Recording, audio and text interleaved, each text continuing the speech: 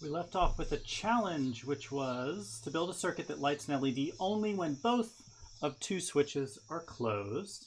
I hope that you thought about that and proposed your own answer for yourself. Let's draw a couple possibilities here. So the key is that both switches need to somehow be able to stop the electricity. Either switch, in essence, should be able to stop the electricity. Well, what we need to do is just think of them as little drawbridges, and you're like a knight in the castle and you want to leave. We need to put both drawbridges in your path. Like if either of them is open, you can't leave the castle. Let's just do that.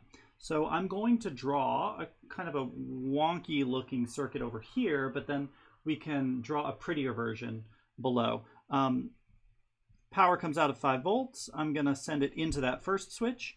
I'm going to send it into that second switch.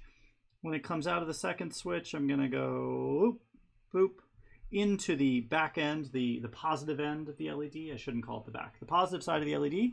And finally, out of the negative side of the LED, down to ground.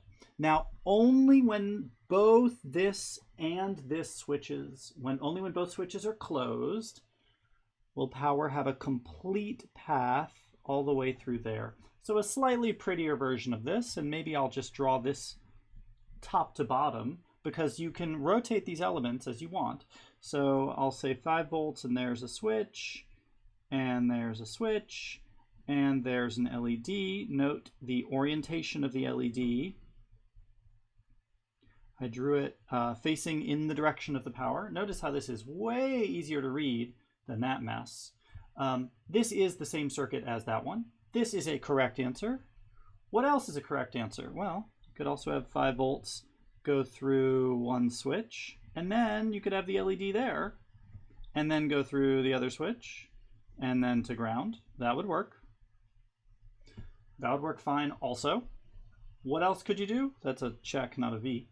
What else could you do? You could also have power go right into the LED, which is a funny start, right? As soon as you think like, well, I'm putting power right into the LED, that's like, it's just gonna turn on. No, no, no. It needs a complete path power through it to ground, otherwise it won't turn on. So this is just reinforcing that. Switch, switch, ground. All of these are perfectly fine answers, and all of them answer the challenge. Now it's time for another challenge. What I want you to think about is, with your newfound knowledge, build a circuit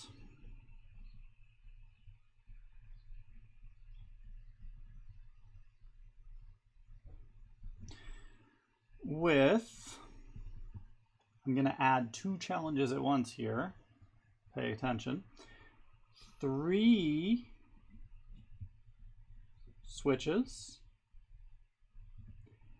such that if any more than 0 switches are closed, an LED will, I will not say the LED, an LED will light. An LED will light.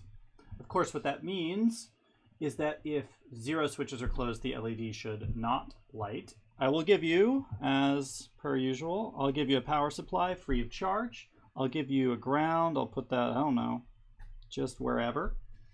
I'm going to give you 3 switches. So that's a switch. That's a switch. That's a switch. Oh boy, they're getting worse. And the LED, I don't know, I'll put it facing down just for variety. Over here. Those are your components. I, just as before, encourage you to actually sit there and think about it, and don't just skip to the next video before actually working on this and chewing on it a little bit. That chewing and that like thinking is what's going to actually implant some deep knowledge in your mind. Whereas if you just skip ahead and look at the answer, you might just sort of nod along and say like, oh yeah, sure, I get it. At least I have that habit when I'm watching videos, instructional videos. So I encourage you to really try to figure this one out. But we are going to talk about it the answer next.